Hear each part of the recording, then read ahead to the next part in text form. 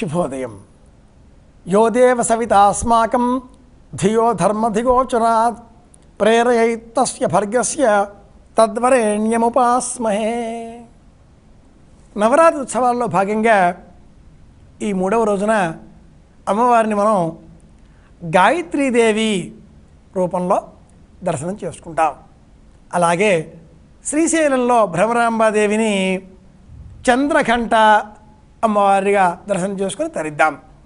అమ్మవారు ఈరోజు సాయంత్రం శ్రీశైల వీధులలో మనకందరికీ కూడా నేత్రానందం కలిగించే విధంగా రావణ వాహనంపై విహరించడం మనం దర్శిస్తాం, ఆనందాన్ని పొందుతాం. ఈ రోజున సాధకులు సప్తశతీయ ఆరూపంలో అమ్మవారిని దర్శించేటటువంటి సాధకులు అమ్మవారిని సరస్వతీమాత రూపంలో సాధన చేస్తారు, ఉపాసన చేస్తారు. శుంభ నిశుంభులను సంహరించే నిమిత్తమై మహామాయ జగదంబ ఇలా సరస్వతి రూపాన్ని పొందింది అని సప్తశతి ఆ గ్రంథం తెలియజేస్తుంది. బ్రహ్మాండ పురాణాంతర్గతమైనటువంటి ఆ సప్తశతిని, దేవీ మహాత్మ్యాన్ని మనం తెలుసుకుందాం, చదివే ప్రయత్నం చేద్దాం.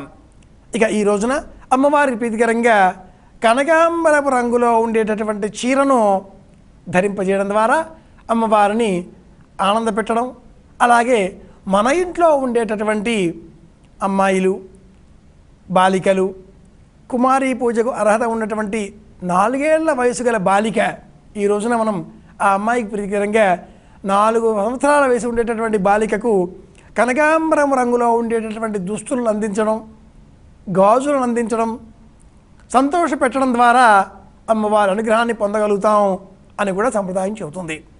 ఈ రోజున ప్రత్యేకించి బతుకమ్మను ముద్దపప్పు బతుకమ్మ అంటుంది సంప్రదాయం. బతుకమ్మ ఉత్సవాలలో 4వ రోజు, శరన్నాథ ఉత్సవాలలో ఈరోజు 3వ రోజు. బతుకమ్మ సంప్రదాయానికి సంబంధించి ఈ 4వ రోజున బతుకమ్మకు ప్రీతికరంగా ముద్దపప్పు బతుకమ్మ అన్న పేరిట అమ్మవారికి ప్రీతికరంగా చప్పటి పప్పును నైవేద్యంగా సమర్పించాలి. ముద్దపప్పు, పాలు, బెల్లం వీటిని ఈ రోజున బతుకమ్మకు ప్రీతికరంగా నైవేద్యంగా సమర్పించాలి.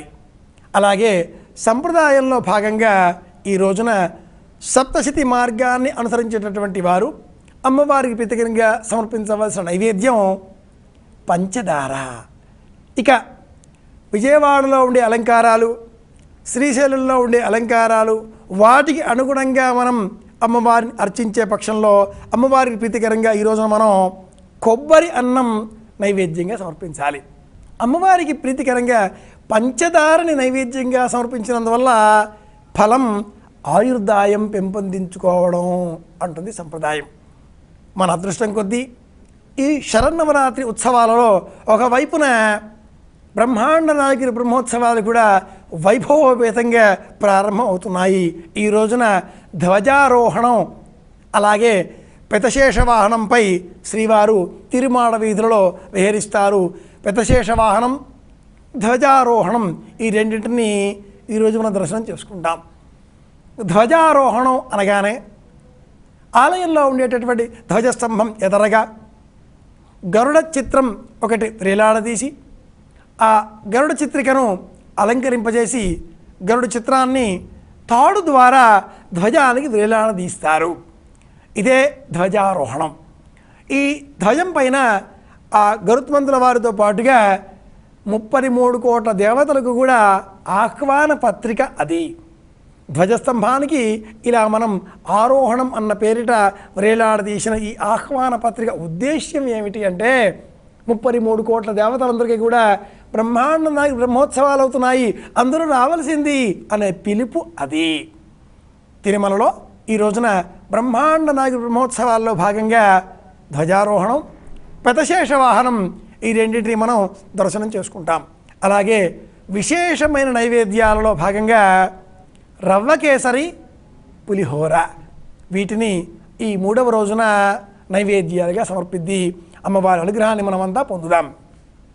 బతుకమ్మకు ప్రీతికరంగా ముద్దపప్పు, పాలు, బెల్లం ఇవి బతుకమ్మకు సంబంధించిన నైవేద్యాలు. అలాగే సప్తశతికి సంబంధించిన నైవేద్యాలు పంచదార సమర్పించినందువలన ఆయుర్దాయం క్షేమంగా ఉంటుంది. సంప్రదాయ సిద్ధమైన నైవేద్యాలలో చంద్రఘంట అన్న రూపానికి మనం సమర్పించేటువంటి నైవేద్యం కొబ్బరి అన్నం. విశేషంగా సమర్పించేటువంటి నైవేద్యాలు రవ్వ కేసరి, పులిహోర.